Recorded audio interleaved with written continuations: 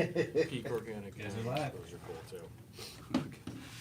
Welcome to another Saltwater Edge Live. You know, tonight we're going to do topwater, and we got a couple experts with us. Certainly, a lot of the questions and things we get in the shop around topwater fishing here this time of year, so we thought we'd get a couple experts to join us. So on our wisdom panel tonight, Captain Eric Thomas from Teezer Charters and Saltwater Edge original, right? Thames Street. Absolutely, Yep. absolutely. Way back. And 25 plus years in the charter business too, right? Yes, 25 plus, yes. Yeah, well done. And the next guy in line, Earl Evans here, local, another Saltwater Edge alumni, Van Stall rep, Finor rep, Yep, North Bar rep.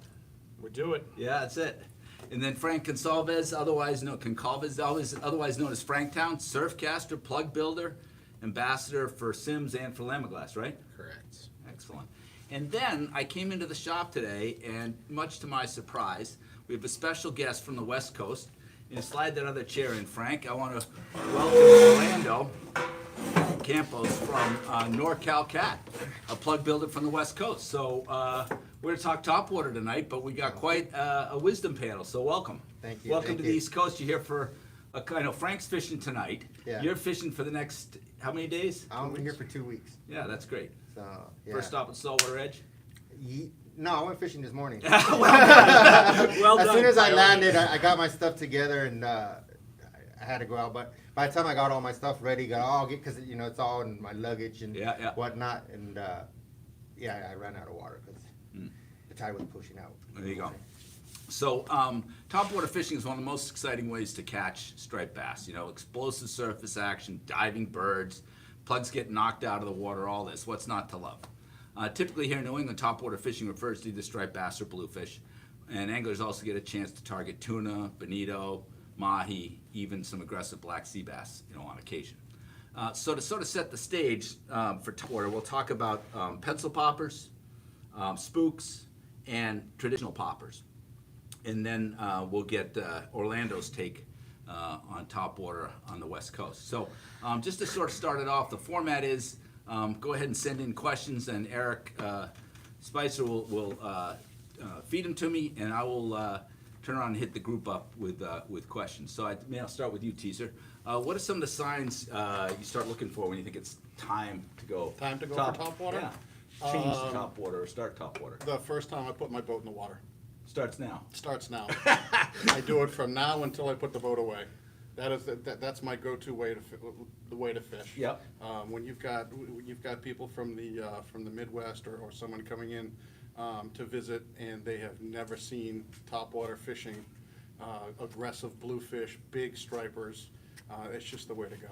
The Yeah. topwater, you can see it. It's just visual. It's interactive. It's all those fun things. Yeah, so it's clients love it. Clients love it, Yeah. if they can do it, and it takes a little while for them. You have to teach them how to do it. You've got to teach them how to work the plug properly. And some people have never had a rod in their hands. They take the spinning reel, they put it upside down, and go like this. You're like, oh my gosh, here we go. We're It's going to gonna be start a with long the day. basics. It's gonna be a long day. It's gonna be a long day. Earl, you stick with topwater all year? There's specific times you put it to use, or? As soon as the schoolies show up, it's game time. And That's it. I was in the parking lot with you in April, Yeah. and there was a half a dozen guys. We were casting soft plastics and all that, and then I got back to the parking lot. You just put the kids to bed. Yeah. You're like, it was no from the 5 guys in the parking lot. And you're like, screw it, I'm going anyway. And One fish on the jumping minnow. Right. I left on that. That was it. Left after that fish. there you go. Proved your point. Yeah, Yeah. exactly. Frank, do you make spend much time on topwater? I I know you do. have a variety. You build plugs. you Yeah, know. mostly because I stay out too late and it rolls into morning. So as soon as I can get away from surface swimmers, if I'm within that window of staying, I'll stay to throw topwater for sure. Yeah. Sometimes I get out a little earlier, before dark, but mostly in the morning I'll throw topwater. Yeah. And at dusk too in the spring. And that morning came after the night. Oh, after a long night. Yeah, exactly. If you're that close, why can't? Might as well see if you can get some on top, right? There you go. Get And what's a go-to lure for you? Do you like pencils? Do you like Like the- spooks? Do you like kind of a hybrid. I'm poppers? like a Yozori surface cruiser type of guy. Yeah. I built them, but traditional Yozori surf. It's like the combination. It has like the bounce and works well in big water. Cast great. Yeah, it's like a hybrid. You can work it slow like a spook, but you can also, really slash it like a pencil popper, so. The original It's- ones were like Yeah, super nice. the foam ones, they broke, but they were, I think they're unbeatable in Yeah. like surf conditions, you know? Yeah. If you're gonna be fishing like kind of a sweep or something, I would go for something else. However, if it's, a little, some swelling chop, it's that like bulb in the back always like bounced, Yeah. And Very buoyant. yeah, the traditional surface cruiser, any surface cruiser would be my Holds its go-to. weight, the way it is in the water helps the front of the plug Yeah, bounce, right? Yeah, and it seems that bulb in the back seems to be buoyant. So in bigger surf, instead of it getting washed out behind the wave, it seems to come up and keep like, So you can say keep in wash out contact behind the with- wave, what do you mean? Yeah, it's like push towards you. Like the bulb seems to like be super buoyant, so it comes up quick, and it just does. I think it does way better in rough water Got it. than a traditional pens like a hog hunter style, or like a Gibbs would be like a close second. But that Yeah. bulb in the back of the cruiser is like so buoyant. It just always, if it's weighted right, you'll come up and just You can works keep well. working. Yeah, it works well in messy water. Yeah. I prefer a spook, but that would be Pencil pop. most times. It's, you're not going to get perfectly flat water in the surf. So Yeah, because that's one of the questions Yeah. I was gonna have in general is about the type of water you fish top water in, because some of the times the surf's too big, the flatter water's better probably for the spook. Is that your experience? Or you said you start the day you put the boat in the water? I start the day I put the boat in Love the that water. answer. And I fish it everywhere. I mean, the spook is more of you fish it faster than a popper. A popper, I'll pop it and let it sit, pop it and let it sit. So the spook for me is the searching lure as well. So you can make a couple of casts if you get a fish, and you also have to watch it, because sometimes the fish will be down 2 feet and back 3 feet. So you've got to watch it as it's coming in, because you can see those fish underneath, and you might not get the surfing stripe, but then you know that they're there. So there's a bunch of different. You're talking about a popper now versus a. No, I'm talking about, no, spook. yeah, I'm talking about the spook. So Got I'm it. always, I'm always using the spook. There's very little time that I will deviate from the spook with the popper or stuff. Or if it's in, if I'm fishing in a bowl, a whitewater bowl or something, where I want to keep the lure in the spot for a longer time, then I'll use that popper, because the popper is not the way that I fish it. I'm not moving it quickly, right? It's throw it in a spot, pop it, let the wash move it around, pop it again, Yeah. let the wash move around, pop it again. Where the spook is, you throw it out there, and in order for it to work properly, You have to you've move got to it. keep it moving side to side. Yeah, Yeah. Got it. Earl, from the surf, do you find yourself using top water more in a boat than you do from the surf, or how's that mix out for you? 'Cause I think From of you the as doing boat- both. The boat, we only fish the spook. Yeah. Uh, Seems to be a from- Newport theme.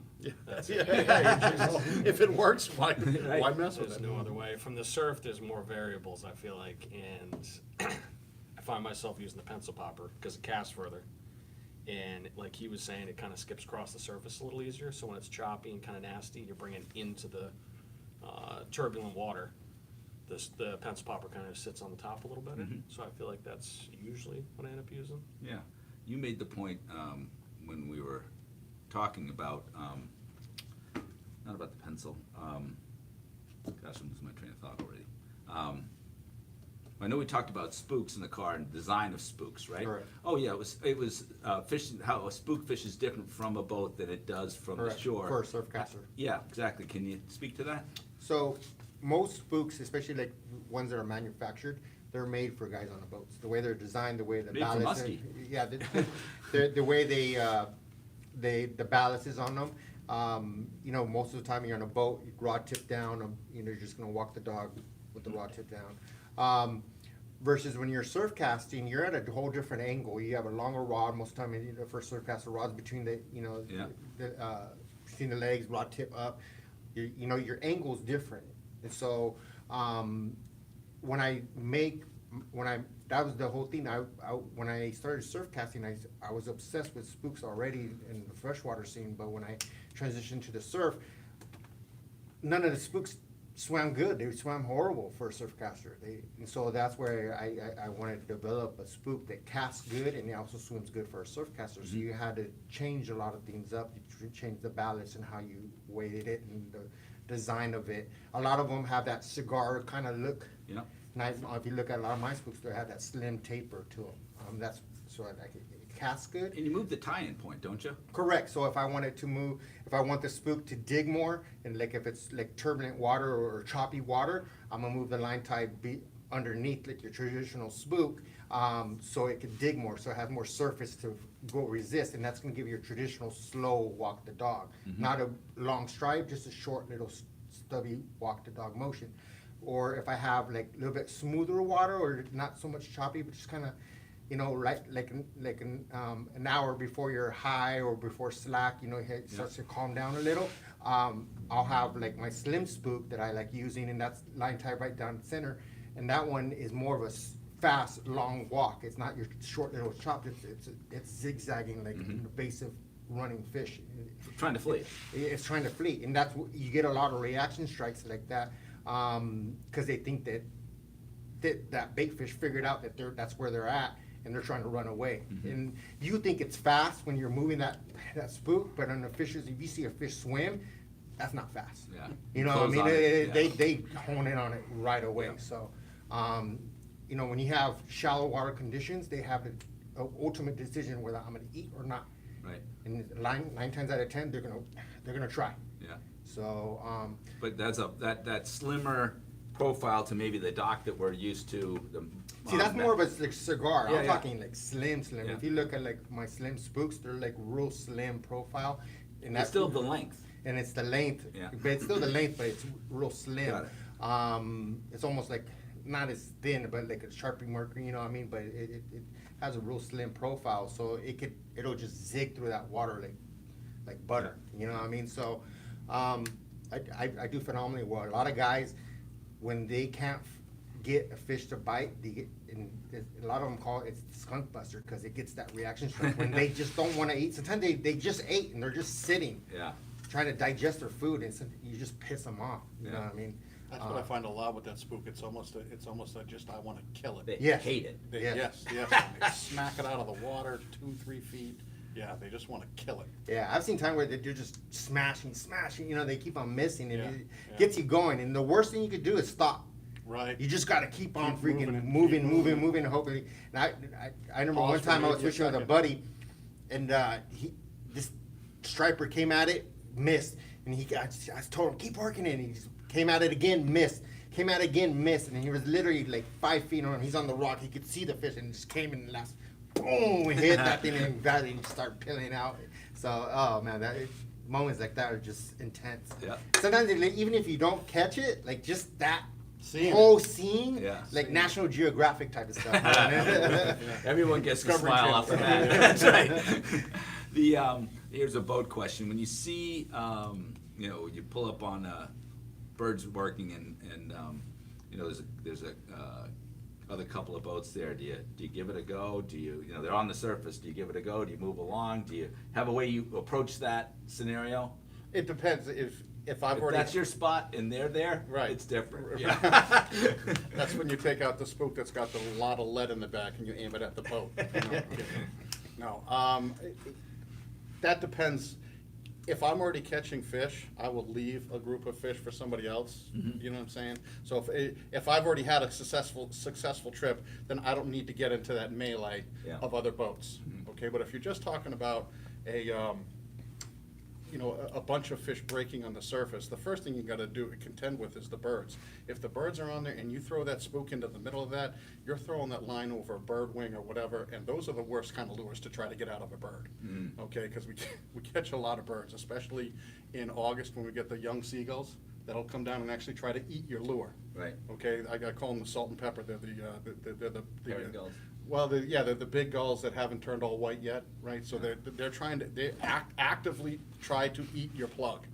So I've Tisk, tisk. Yeah, I tend to try to throw it on the sides of those of the huge melee. If I'm throwing that kind of a thing, if I'm Work the throwing edge. right, if I'm throwing a soft plastic or a metal, then you can throw it right in the middle because I'm less likely to get hooked by a bird in that But kind I of hadn't situation. really realized, you think about the lure and where you're casting it, but the fact is the It's line's line. attached, and that's right. what The gets line that goes over whole the wing, complication Then started. you pull it, or the thing starts flying away, and now you're flying a kite, and the other birds come down and they try to poop on you, it becomes a big mess. I don't know if you guys Yeah. have A had lot of that times before they come. That's some Instead client of stuff, casting man. over your Yeah, Yeah. true. We don't look that many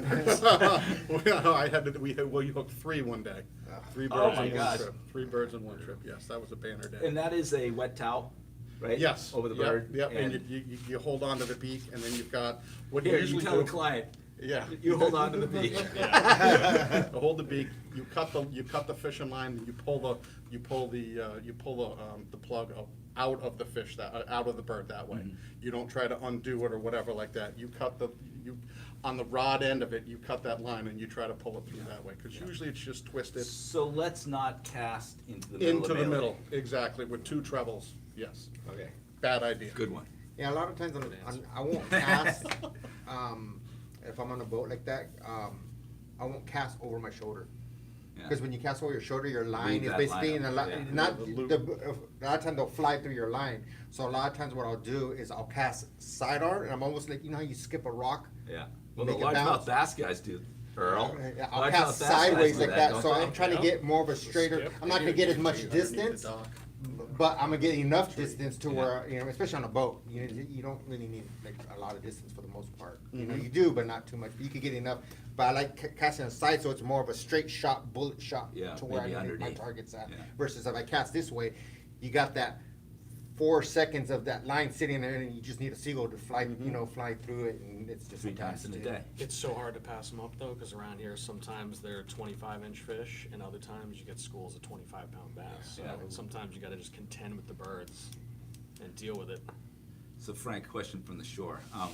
You know, it's not a boat, you know, you can't move, you've done your walking to get to a place, so you have the conditions you have. Is that, as relates to topwater, I'm sure it drives all of your lure selection, but as relates to topwater, does some conditions bode well for the spook, others bode well for the pencil? I'm mostly a pencil. How does that sort out for you?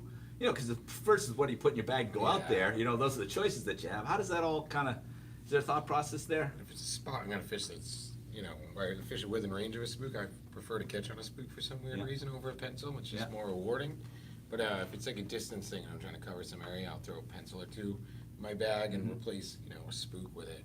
But I feel like fish get a little bit larger on the spook. Just a slow walk, I like the slow walk. I do enough just to keep it level so it doesn't sit back.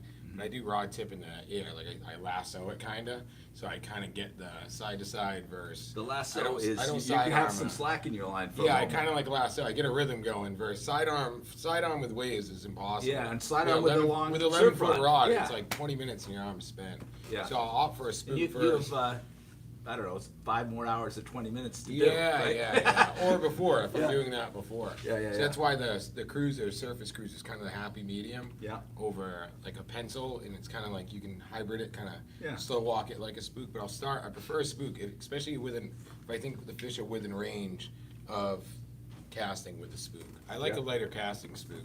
It seems to not sit so vertical, and then you have to work so hard to get it to sit up. But yeah, I'll opt for a spook just because I like hooking up on them. Ironically enough, that you get more misses again because of the real wide side to side. Yeah. But for some reason, it's when you get a same size fish you'd get on a pencil, I'm more excited about it because it's Yeah. on a spook. Sure, sure. It's just a fun plug to fish. Now, as a builder, do you have a spook that you built? Yeah, I built it. It's like I have built them in 2 different sizes, like ounce and a half, and about 2 ounces, 2 1/8, 2 1/4, depending on the different batches I've made. And same thing, like a little like underweighted almost, just so you don't have to work so hard. They won't sit vertical; they'll sit about like 20 to 45 degrees. And they're just easier. You know, it's more of a finesse plug to me, Yeah. technically. Yeah. But, And so what's the water wave condition? How does that? I can get like spaced out swell. Like early morning, if everything lays down, I'll definitely go for a spook, Yeah. slow walking. I just seem I can raise 1 or 2 more big fish before. Maybe that you were getting on metal lips when it was dark. You'll get one of those last 1 or 2 fish to eat once it's like, you know, after false dawn, if you will. Yeah. And then if there's big clean swell, I'll take a spook too. But if it's choppy and wind against tide and Too much you know, going on. then I'll just opt for the pencil. But Yeah. if you get those conditions for a spook, it's The it's best. memorizing. You're Yeah. watching it yourself. You're like, Yeah. oh. You know? Whereas a pencil, you know, it's Yeah. more of the tool. Like you almost know you're gonna. Yeah. Yeah, It so sounds I'll like you offer use spook. metal lips on the surface. I do like, I think our Danny plug was originally made for like sun up, like it was Yeah. a surface swimmer. Yeah. So it's basically a spook, but it's subsurface, but it's meant to leave a V-wake kind of right at like what they would call false dawn. So metal lip is, you know, subsurface at night, but our true surface swimmer was made for just like right as like sun up, you know? And Orlando was telling me earlier today, that's a pretty common use on the West Coast. Correct. Yeah, surface. I do phenomenally well here. Yeah. With metal lips on top water. We use Yeah. them as weight baits. So I make a couple. Like I have a juggernaut, I have a pikey. What I like about it is I'm not retrieving. Let me kind of paraphrase what I'm doing. And typically, a metal lip, most guys they just retrieve it, and you get that metal lip working. It's going back and forth. I'm not doing that. The action from that metal lip on top water is coming from my rod tip. And all I'm doing is putting enough tension on my line to have not too much tension, and I want a little bit of a slack. And all I'm doing is like a little tapping movement on my rod tip. And what that does, it creates that metal lip to have erratic motion, so it's acting like an injured bait fish, and it's just doing this Yeah. on top water. Another thing it does, if you retrieve that metal lip, it's gonna come at you a lot more quicker versus if I'm just tapping that rod tip, Takes longer to make you're the gonna same make two trip. casts by the time I bring in Yeah, my yeah, lure. yeah. So I Does it stay in roll? the, huh? Does it roll? It rolls a little bit, but it's all about like having the right balance and choosing the right lip for that size lure, right? Because you don't want it to roll. You want it to just get to the point where it's gonna roll over, but then it comes right back, and then it rolls it and comes right back. But by creating that little tapping movement on your rod tip, you create a erratic motion. It's not steady. Versus when you're retrieving, it's a V wake. Versus me, it's an erratic V wake. So it's acting like an injured bait fish, like it's struggling to get its in its swim. You know what I mean? So usually I was telling Peter about this. When I get a strike on a striper using that presentation, it's like how you see in National Geographic where they drag a fake seal and a great white comes and clowns on it. That's how stripers hit those metal lips. It is phenomenal. Like I have friends that I've shown Angry this again, technique like the and dog. shown how to do it, and they fell in love with it. They're just like, this is like the best way to catch them. And I do it at night. I do it early morning. I do like it that at- early morning. I do it early morning, late evening. You just, sometimes you just have to choose the right tool, whether you need, some metal lips, you just can't get that distance. It's just not the right tool, Because the idea that the light's low, you can now start to see that false dawn or as the sun's going down, and it's still, you can see, but not much. I like the fact that you can find it and have a better handle on where it is. Find the V-wake. The Yeah, V-wake's that's what I'm about saying, 5 yeah. feet long, so Yeah. it's really, and it stands out, especially. It's like early top water. Yeah. Sometimes they want it below the surface too, like they won't crush or something on top, but they'll hit it like if it's, the majority of the bait is below, I think. Yeah. So I'll fish a Danny plug right up until, it's almost too bright where it seems too visible. Like Yeah. you can too They clearly get see too it long to underwater. look. Yeah, Yeah. Yeah. So let's talk about maybe you mark fish on structure, boat question, and you're not seeing any breaks, but you fish the dock a lot. Earl fishes the dock a lot. They'll move from 20 feet, 20 feet. 25 feet over a reef, they'll come up for it. Yeah. That's great. So you have to, you have to fish those deep reefs. My first pass is with the dock again, and if you start to mark them and they don't eat, well, then maybe you're dropping an eel or something else down on them. But the first pass is always the top water, and Yeah. you'll have fish that'll come up from that deep. Yeah, to- wow. To hit them. Like big size fish will do that? Yeah. Wow, that's cool, because I've experienced like the complete opposite. Usually like the big fish will stay down low. They let all the younger ones do all the mess. Yeah. And then take whatever is coming down to them. So to me, it's been hard to get a big fish on top water, especially if they're pushed down that deep. So that's cool to hear though. Well, when you've got a big school, when you have a school of fish like that, you'll see the big ones come up, okay, in the school, but the little one gets it first. Yeah. And Gotta that's sell where the you big want. one. That's where you Sell the big fish, Right, man. so then you've got another guy ready to throw another dock on it, or, a lot of times that smaller fish will hit the dock a certain way where they'll be hooked up for just a couple of minutes, and then they'll spit it, and that's the best. When they spit it, and then there's a big one chasing, Yeah. that's when you end up getting the bigger one. That's Is cool. is after they spit it, and you're like, oh, and it's just sitting there, and then, and you've got another one that Yeah. comes up and Fish it crushes Wow, it.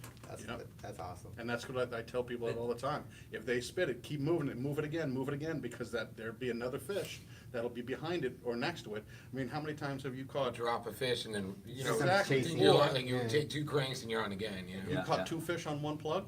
Oh, You've got a definitely. front treble and a rear treble, I've right? done it on blues. Exactly, right? Well, I've had them, with, double blues, a blue and a bass, right? So That's they're trying to crazy. take it out of their mouth. Yeah. And if they spit it, then that next one is there to pick up the pieces. Yeah, I've seen where they're hooked up to, and 2 other stripers are following it. Absolutely. And tracking usually where- the ones that are following it are the bigger ones, because the little one got to it first. Damn. And now, if it's, if it's a school of big fish, that little one could be the 25-pounder, and the one behind it is the 40 or 50. Yeah. So, Earl, you have a goal What's of a that? 50-pounder on top Top water. water. Yes, that one I've done. Okay. 50-pounder from shore, a surf 50-pounder, that's the goal. Got it. That's super Why don't you hard. give me the 50-pounder on top water, since that's the topic tonight? Tell us about that fish. It was nothing different. Same time of year, it's this time of year. And I just fished with Captain Robbie, man. He said cast over there, and I did and caught it. That was it.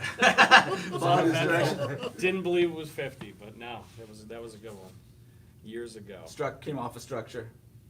Yep, that one did. Yep, Yeah. yep. But more the 50 from shore. That's the accomplishment. Come close, but 49 something earlier. 49. That's it. So close, but not quite there yet. Yeah.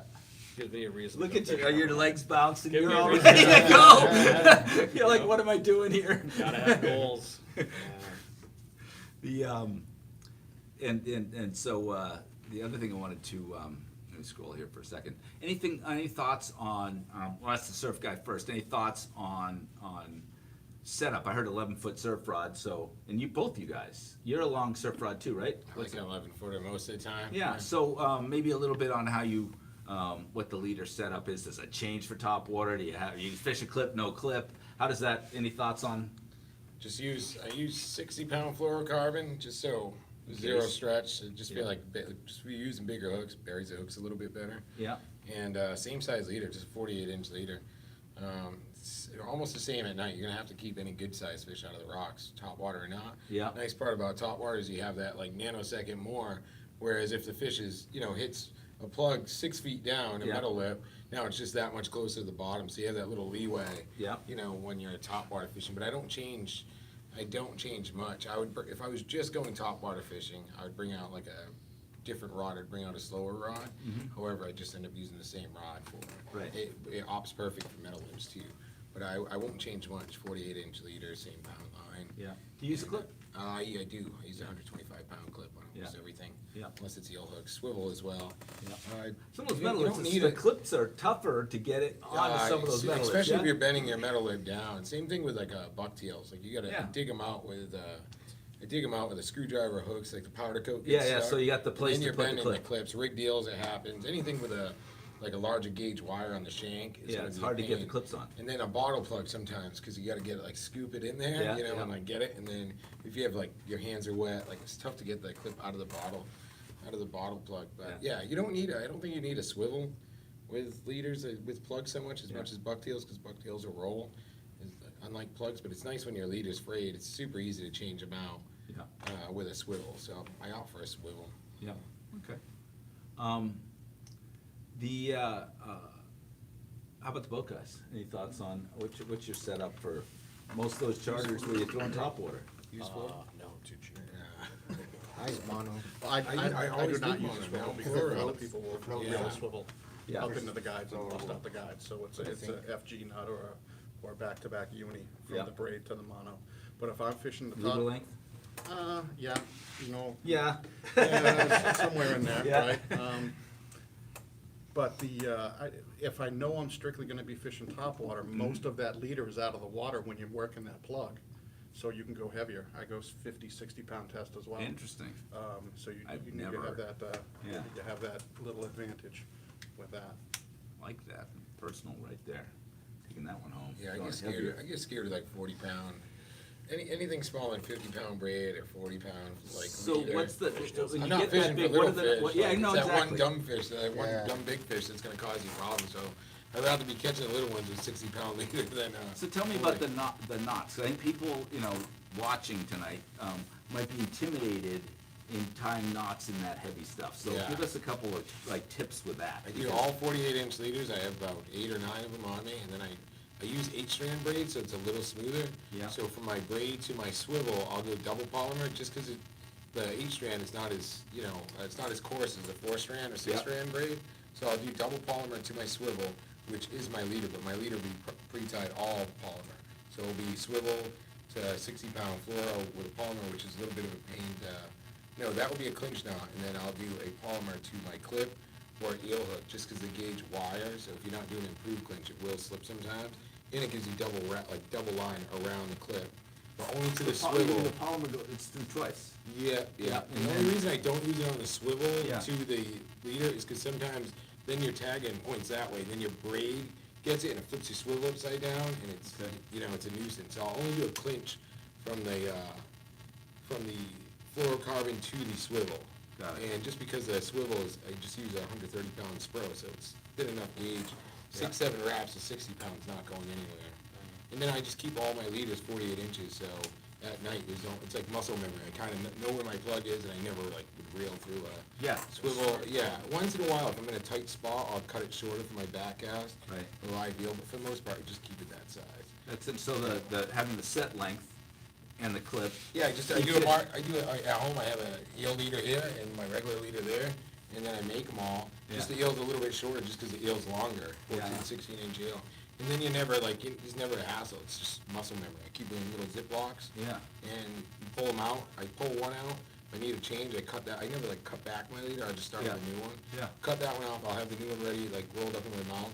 Switch it. You can do it all on a rock, and then I'll just switch out, put that one in a little baggie, and then before I get knocked off the rock by a wave, I'm already done. Yep. If I have just a couple nicks or frays, I switch out. It just messes with your brain.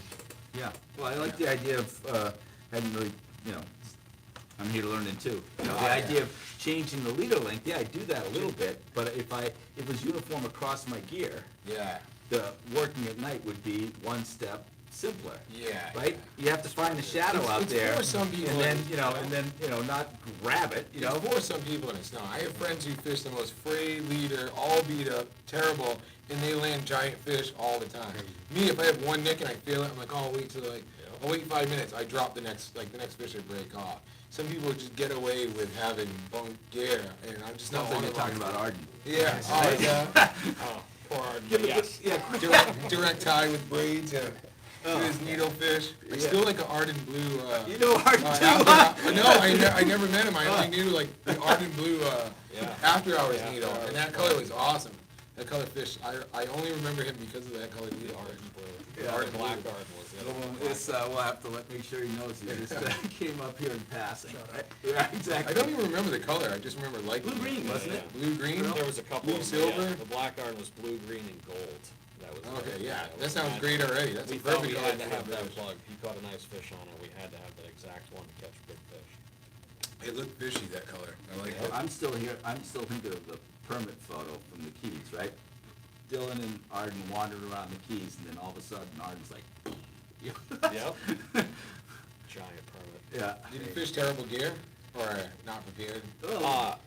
He can't defend himself, but it was a horrible cast supposedly, and it was just the whole thing was horrible, and the fish came over and ate it, and he caught Picked this his way to the giant- leader, get the leader out of the way. I learned that luck. Everything needs to be tip top, and I Yeah. still have problems. Absolutely. Caught it, he On got my the setup, epic You got the pick, right? I don't even run a swivel. I haven't ran a swivel in like 12 years. I tie direct from my braid to my leader. I use a improved Alberto knot. I can tie that with my eyes closed on the rock. Just keep the swivel for the length and then eels. Yeah. Eels are bucktails, they'll twirl so much, your line won't be coming home, I So- use the same length, 48 Yeah. inches, but I use 60-pound mono. I use the big game because it's a all little air buoyant, based. especially for top water versus flow will sink. And then I use a clip. I use a Palomar knot for my clip. But yeah, also the length varies on where I'm fishing.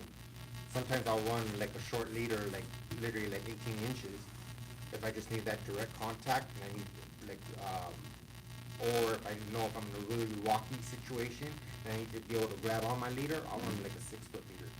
So that's where having a direct tie from my braid to my leader comes in play, because I can run it through the guides. Yeah. Not an issue. I was just thinking again, Frank, if you're 40, as you reach for the fish, the 48 inches tells you how close you gotta get. Before Because I you get can't- a wrap you on can't the leader. bend it- You can't Yeah. bend that rod tip. You have a 11-foot rod, Yeah, right? So you need a long leader, because if you have your rod here, you have, it's going up, probably what, like 9 feet? I steer the fish, so usually, so I high stick, which I shouldn't. Yeah, that's what I'm saying. You So have that's why that you're an risk. ambassador. If I get it, yeah, if I get a big fish, I'll back off my drag in tight. Yeah. But I'll course it, so basically if I see its head right there, I'll kind of one good straight, like pull it towards me, and then I'll go rod tip straight with no with slack, and then I'll grab it. Like yeah, but grab you it. already know the Yeah. 48 inches is helping you Yeah, grab yeah, leader, not yeah, line. yeah, And but that's I'll- what I was realizing I'll would be steer helpful the to fish me. towards me, give Yeah. one heart, like get it towards me so it's swimming at me. Then I'll grab my leader 8 times, and then that's why my hands Oh, you get are all like the cut cuts. in over. Yeah, that's another reason I like 60-pound. Yeah, they're nice and soggy, and it cuts in. Then It's soggy. Then the floor goes back in that same hole later. It finds it every Yeah, time. it's the worst. Yeah. Every time. Or you put on some, you put alcohol or something on your hands. So what is it for you, ice or heat on the day after topwater fishing? Do you put ice on it? Is it? I'll tell you, for the first couple of weeks off the winter being not fishing. Yeah. Your shoulder and your arm and your forearm are hurting from working that blood. Yeah. It takes me at least 2 weeks to get. Is that like recovery? Yeah, to In get the back beginning- water shape. In in the the top water beginning of shape the for the season, dock, absolutely. At the beginning of the season, I have to like condition myself. Yeah. Like, same thing with my legs, just walking or trekking all night. Yeah. It takes me a good like solid 3 weeks at the beginning of the season to get like I'm on a boat. conditioned. You know? Yeah, I gotta work on that quickly later. over here.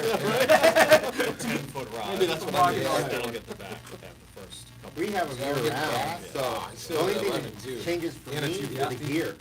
Yeah. You know, what I mean, I switched from using surf gear to using a bait caster rod, especially on fish on a boat. I love using a bait caster, 8-foot rod with a, Trent 300 or Capsula 300 with 65-pound braid. Freaking, that's like my go-to, so it really, it depends on how you're fishing for them and where and when. So, like, on my personal boat, I'm using mostly bait casters, Yeah. For For the spooks too? For spooks, Yeah. yeah. And that action is, instead of having the rod tip up like I would with a surf rod, I have my rod tip down with the bait caster. And a lot of times I don't even have to work the rod, I could just work my handle. Just turn my handle and it creates that spook motion just by turning my handle. And once you follow that rhythm, it's just like doop, doop, doop. I'm not even turning my rod. Because you can get tired working your rod so much, your hands get tired. So once you figure out, like on my reels, I don't play around with like low gear ratio reels. I use high gear ratio because I want that quick tension. So if I'm using a Trent 300, it's the high gear.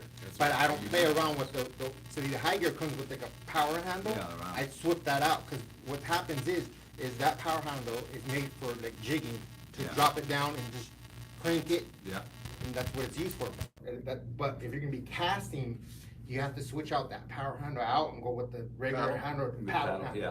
the dual one. Because what happens is you're casting, and when you're casting, that handle's gonna engage. If it's positioned the right way, Yeah. it's gonna engage, and mid-cast, it closes and you snap your That's line. why so many of the spin reels now don't have an automatic bail, because Correct. they're smooth. Customer likes to feel a smooth reel, and if the handle's up and they cast, the handle's gonna move, close the bail. Correct. You kind of mentioned it about cadence. Do you guys have any thoughts on the kind of cadence, the rhythm you're trying to create with the top water? Is that a part of it? What you were talking about, try to make it erratic. If you keep that, the dock or the spooks will work if you keep it going the right way, but there are times when they want it erratic, so you speed it up and then slow it down, speed it up, slow it down. Mm-hmm. So all that stuff comes into play. When you know that the fish are there and they're not biting, then you gotta do Got to something mix it different. up. You Yeah. gotta do something different. Yeah.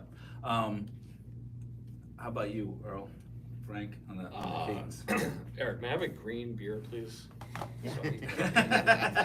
Oh, you're going. The question. Can I get the crab one, or Yeah, the yeah, lobster get in one? I run the same program, Longcast, controlled chaos, so make a bunch of noise in the first 10 feet to get their attention. Thank you very much. Thank you. Hopefully you get some fish on it, and that's when you slow it down into the long So walk. 10 feet in the beginning, I mean, chaos. Yep. Hopefully calm off the bottom, and then long walk. Yeah. Hopefully you can get their attention. If you get them behind it, you got to sell it to them. Otherwise, if you don't get their attention, another 10 feet, make a bunch of noise again, and then flatten it out and just wait until they come up. I remember once with Robbie on the Spook and just watched him cast it. The casting the Spook is a job itself, right? Ideally, it's more of a line drive than a lob, right? Do you have any thoughts on that? That would help people know when they're doing it right? Because I think they feel like they depends throw on the like. rod. Yeah, okay, Depends on we the want rod, to talk because about a- that because I think it's A a. lighter rod, I'm starting down low and I'm gonna lob it Mhm.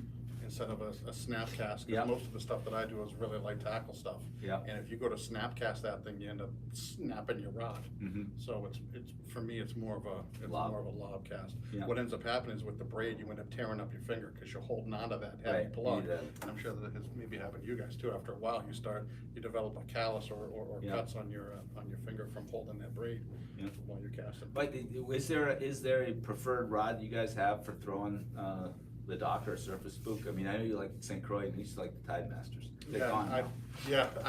I use the Jig and World rods. Yeah. The 150 Black Widows is Black what Widow. I prefer. Earl, I know you don't buy a bunch of tackle, but you work for a tackle Yeah, company. now So it's why don't you just- tell us what you like? Seven Seven foot foot, rod, yeah. usually something stout with a relatively stiff tip, just because it makes it easier with the twitch. The stiff, yeah, that's what There's it helps with, less, right? less energy has to go in to get the twitch going. Yeah. And then I find that less line on the reel actually helps. Everybody's obsessed with having a lot of line on the reel, distance casting. It's actually better to have a little resistance on it, with the Spook at least. Yeah. Because when you make your cast, a little bit of resistance helps the plug fly straight. That's ideally what you're going for, right? Yes. Because I think a lot of people see The tumbling wet sock, but if Yeah. you want that like Boeing jet, it's nice to have a little bit of resistance, so you fish the reels with a little less line on them. yeah. So 7 foot stiff tip is what I heard, right? That's Because the tip will help you move the lure. Yep. And Less energy put into it with walking the dog, just Yeah. makes it easier. yeah, like it. So what do you guys feel like is the best casting Spook, or that's not the issue? The issue is how to cast the dock. I mean, you fish the dock a lot. I do, I fish the dock a lot, and well. There's some other all Spook-like things docks- that are out there. Right, and all docks aren't created equal. The docks of 15 years ago are different than the docks of Exactly, now. exactly, and the ones that were 15 years ago work a whole lot better than the ones Yeah. that do now. Yeah. Really? Yeah, so, Well, the first batch. The first batch, it's because they were new and magical. The plastic's like thinner now.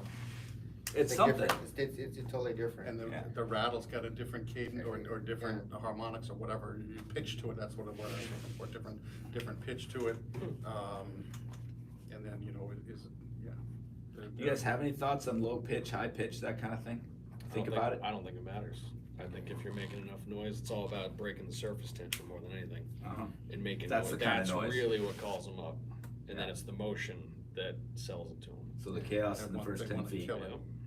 Yeah, mine have no sound. They're made out of wood. Yeah, So it's just the, like you said, the surface tension and the profile. yeah. You know, I mean, and I usually don't switch my technique on my spooks because all I do is I switch spooks. That's why I make 6 different ones. Yeah. I identify what is the conditions I'm facing. If I need to do a slow presentation, I switch to a certain type of spook I make. If I need to make a fast presentation and the water's a little bit choppy, I switch to another kind of spook. That's why I have specific type of spooks for specific reasons. I don't just use one spook and then change my cadence. I identify what I'm looking at and conditions I'm facing, and I'll Yeah. I'll just change the lure and use the right lure that I feel for To make it happen. To make it happen. That's the The- vanity of a plug builder. Right, no Yeah. kidding, right? That's what I'm thinking, like, I don't- That's the advantage. I mean, that's like we were talking, Peter. I said Yep. one of the best plug builders are going to be great fishermen because they can identify those situations. That's why Frank makes phenomenal lures that are sorrow because he identifies those You see a situations. need. You see a need Right. and you You feel see a the need and you're like, You I have to need a change- lure you to do change that, your or I need a design. cast that way. Almost everything you build that's good is it's selfishly built for yourself, Mhm. and that's why you made a good plug is because you built it for yourself for a particular need, and thus it being good for other people in those situations. Some others maybe not good. Yeah. A universal plug is like what Gibbs made. Yeah. Like he made something that someone can just go out on a weekend, grab a Gibbs pencil popper is the easiest thing to work ever. Yeah. Or a little like we're going to talk Yeah. about Polaris poppers or little neck. Like Right. he made kind of a woman that's on vacation down the Cape could have picked up a pencil popper and probably get it walking, and like With little effort. yeah. But most like plug builders, they're small plug builders. Like, yeah, it's built. They're problem solvers. Yeah, yeah. And then Yeah. 2 seasons later, you need a different need and you change it, and then continues to work for certain people. And it's cool when it does, because then you know that they're in a similar situation that you were in, where they needed something to sweep right, or is coming up short, or needed to be slow sync. And that stuff's fun. Another audience question was, we talked about, that was one of them, was cadence. And I think we kind of already answered in the discussion when to throw a pencil, when to throw a spook. The spook might be a little bit flatter water in general than a pencil. I think Frank, you said you might take the spook out. You prefer the spook, but in bigger water, you might take the spook out and put the pencil in, right? I'll start with the spook. Yeah. And then, as far as top water, I heard you also, Frank, say that it's low light, but also these guys, it's you want the on the structure, you want the dock to be the first dock they see that day, right? Isn't there Yeah, something to that? yeah, They're gonna see You're the some docks first one on today. that- If you're the first one out there on that reef, those fish are usually higher up in the water column, because they haven't had 15 boats. run Do you over. guys think that, so in the canal, like when Magic Swimmers first came out, Yeah. like they still just absolutely work. But when they first came out, like they're so effective on big fish. Yeah. Now, like less and less. Like I think the fish saw so many damn Magic Swimmers. Yeah. So I wonder with the dock if they're more effective 15 years Well, ago because they saw less of them. Now they're like, oh, I remember that guy.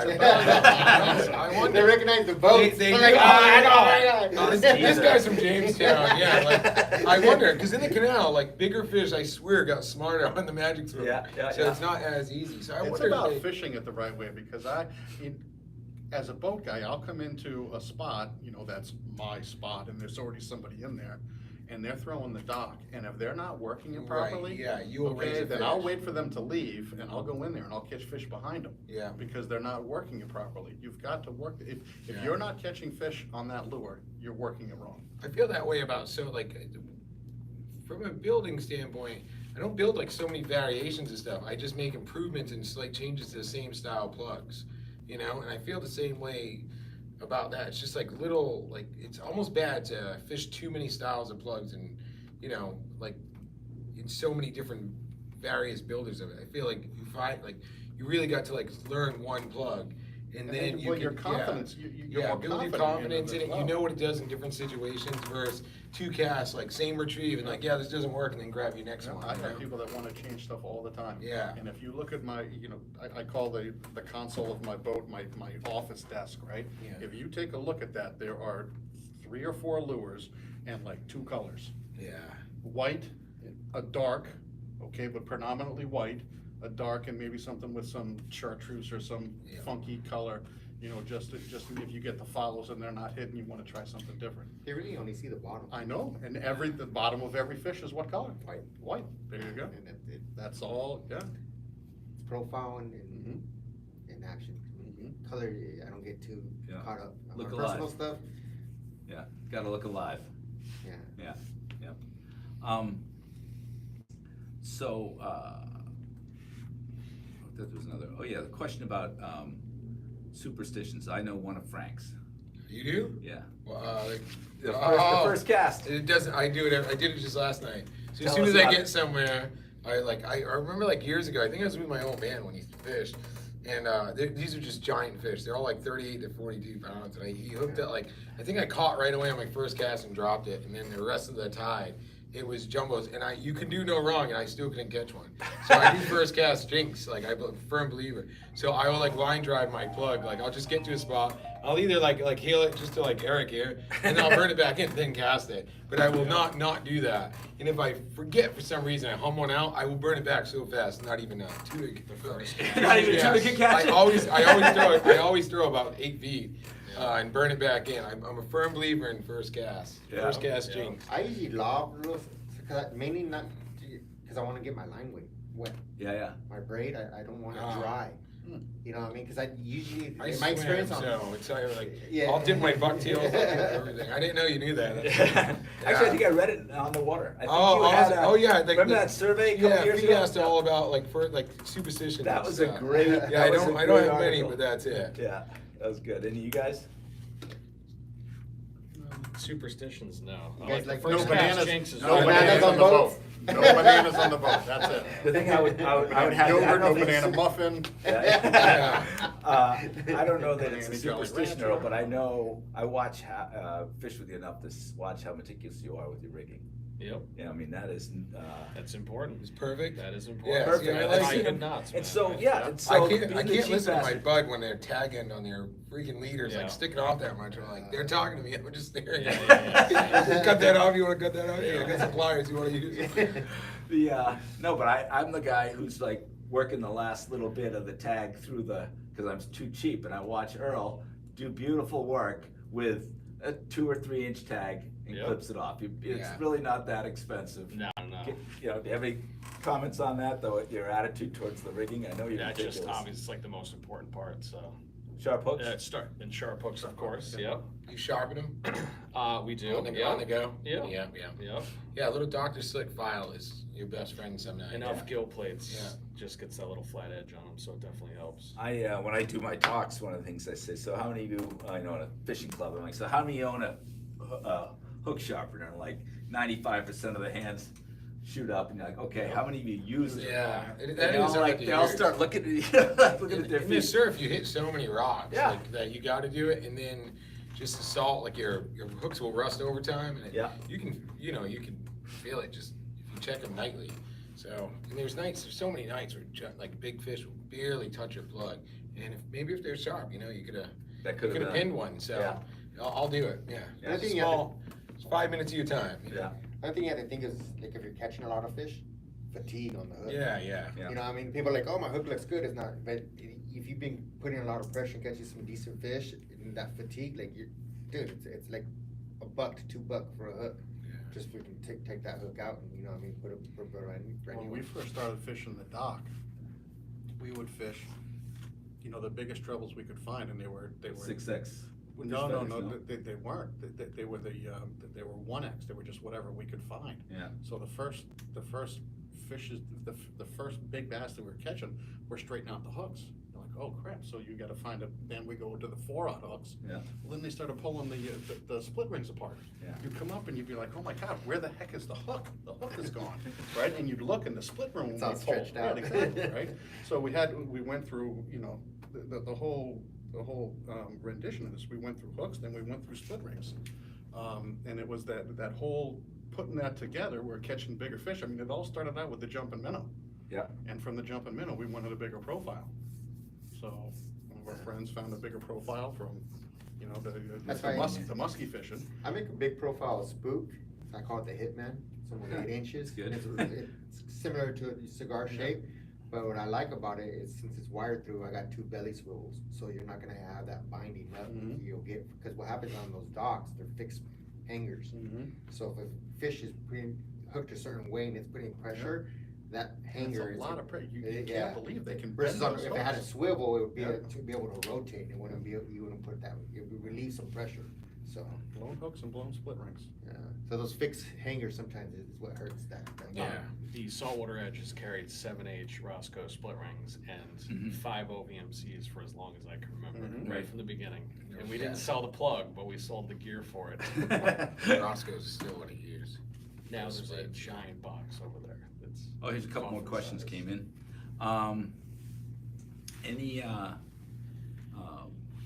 Any final let's do this. For those of you, top water fish, let's say striped bass. Do any of you have a favorite striped bass recipe? Just to taste, when you catch fish and keep it, when you send your clients home. Yep. Any recipe suggestions? Yeah, I say put the striper back and keep a sea bass. Right here, right here. That's good stuff. That's good stuff. You get the sea bass to eat the dock though. Well, that's the problem, right? So after we After the have our fun, doctors, yeah. after we have our fun on the top water, we'll go Good get something enough. for the table. Good enough. That's good advice. It's really good advice. Salt and pepper. Yeah, It's good stuff. yeah. You're quite a cook. That's it. Salt and pepper. Keep it simple. And so I want to thank the folks for tuning in tonight, and thanks to these guys in particular. I'd ask them, each of you, Teezer to start with, where can people learn more about you or follow you or whatever? You've got your charter business. I do, yeah. I've got a website, teezer77.com. Make sure you spell teaser wrong. Math teacher. Right, Math teacher. Teezer77. If you spell it the right way, you'll end up at What are you gonna see? porn. So you can't. He owns that too, though. My wife could be watching this. Come on, you're killing me now. But yeah, you can get me there. Get me on. I've got a Facebook page, Instagram, all that kind of stuff. Sure. And if you want, Teezer77. if none of that, can't get any of that done, call us Saltwater Edge. We'll send you Teezer's way. Earl, Instagram at Earl Evans and at Van Stall Official. there you go. Frank, I just have Instagram at Franktown_. yeah. And you write some for Surfcasters Journal, don't you? Periodically, yeah. Yeah. Haven't in a while, but Yeah. maybe soon again. Yeah. Cool. His Instagram, NorCal Cat. It's Uh, Nor. NORCALKAT. Yeah, one word though, not the dots. Okay. There's dots in it, but it'll pop up. Okay. You'll cool. see it. Yeah, it's very cool to come in and have you here today, and I hope you enjoy your almost 2 weeks Yeah. in New England. Yeah. Fish Got with some- my buddy Eddie. Yeah, I'm waiting at his Oh, house, so oh. we'll probably run into each other. But, I'll hide. yeah, I'll be out here for 2 weeks and just bouncing all around That's like what you have. all around here, the games and everywhere else, man. Excellent. Have a blast, all right? I will. Come fish. All right. Thank you, everybody, for joining us.